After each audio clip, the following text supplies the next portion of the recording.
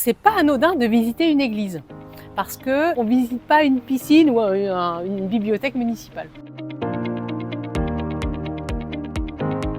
Mon métier, en fait, c'est de faire découvrir le patrimoine religieux, donc particulièrement les églises. Et on propose des visites pédagogiques qui sont vraiment adaptées à tous les âges. Donc on a tout un ensemble de matériel qu'on utilise en visite ou qu'on peut emmener en classe pour préparer la visite, par exemple.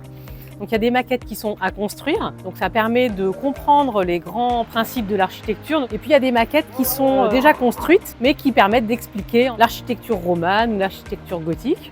On a aussi des puzzles. Une église, c'est une histoire spirituelle, une histoire d'une communauté aussi, et des gens qui ont construit, quelle que soit l'époque, que ce soit au Moyen-Âge ou que ce soit plus récent. C'est aussi des hommes de foi qui ont construit, en témoignage de leur foi, ces édifices que l'on a la chance d'avoir aujourd'hui. Visiter une église, je trouve que c'est une porte ouverte à plein de choses. Déjà, il y a plein d'enfants qui ne sont jamais rentrés dans une église. C'est une première très belle expérience parce qu'il y a une odeur, il y a une atmosphère particulière, il y a une lumière, il y a les vitraux. Donc on rentre dans un espace très particulier. Alors les visites sont neutres en termes de spiritualité, mais on explique ce qu'est une église, quel est le sens du bâtiment, ses symboles aussi, et à quoi sert ce bâtiment encore aujourd'hui. On parle de Dieu, évidemment, on ne peut pas ne pas parler de Dieu dans les églises. Ça suscite des questions chez les plus petits, chez les plus grands. Je trouve que c'est vraiment aussi des occasions d'échanger et de faire sortir des questions qui sont des questions en fait fondamentales sur la vie.